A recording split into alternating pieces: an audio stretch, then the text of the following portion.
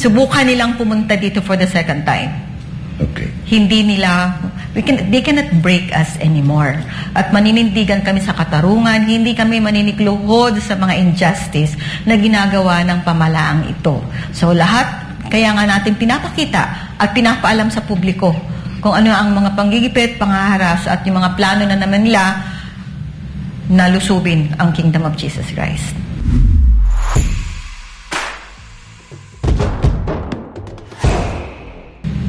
Yung paraan ng kanila operation, talagang alam natin lawless na.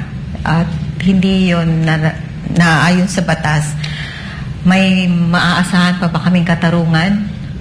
At hindi lang yun, talagang tanggap na naman kami ng bago na namang mga impormasyon na meron na naman silang second wave. Kung ano yung ginawa nila noong June 10, may second wave, mag-ooperate na naman sila dito, mas marami, tatapatan nila yung numbers ng mga KOJC members dito sa loob ng compound. At hindi lang yan, pag nakapasok sila, plano nila talaga magstay na dito, titira na dito ng isang buwan. Tama pa ba yan? Matino pa ba yung isip ng mga nagplano ng ganito? Tanungin natin ang ating mga nasa panel sa Manatay. May tanong po ang ating isang netizen dito since sinabi nga po ng ating mga abogado na ito po ay illegal na kung sakasakaling ulitin nila yun. Ang tanong ng iba dito paano kung gawin daw uli yun? Ano ang gagawin ng mga taga-KOJC pag lumusob uli ang kapulisan at ulitin yun na June 10? Ma'am? For the KOJC, kung gaano kami nanindigan noong June 10, na wala kaming kamalay-malay, papunta kami sa aming prayer, devotional prayer noong madaling araw na yon. At hindi namin alam, bata-batalyon na pala ang nasa labas at talagang ready na silang lusubin kami. Nanindigan kami, we stood our ground, we fought kahit wala kaming mga armas. Sa pangalawang operasyon na gagawin nila, maasahan nila ganun pa rin. Mas malakas nga lang talaga kami ngayon at mas handa kami ngayon.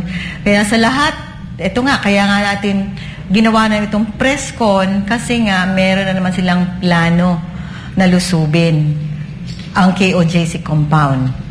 Noong June 10, sabay-sabay, 4. Bata-batalyon. Hindi na nga makatarungan yung ginawa nila. So sa tanong mo, Banat Bay, kung ano reaction namin, anong gagawin namin? Nandito, maninindigan kami, proteksyon na namin ang aming lugar, proteksyon na namin itong binigay ng Diyos sa amin. Yun lang, hihintay namin sila. Subukan nilang pumunta dito for the second time. Okay. Hindi nila, they cannot break us anymore. At maninindigan kami sa katarungan, hindi kami maninikluhod sa mga injustice na ginagawa ng pamalaang ito. So lahat, kaya nga natin pinapakita at pinapaalam sa publiko kung ano ang mga panggigipit, pangaharas at yung mga plano na naman nila na lusubin ang Kingdom of Jesus Christ.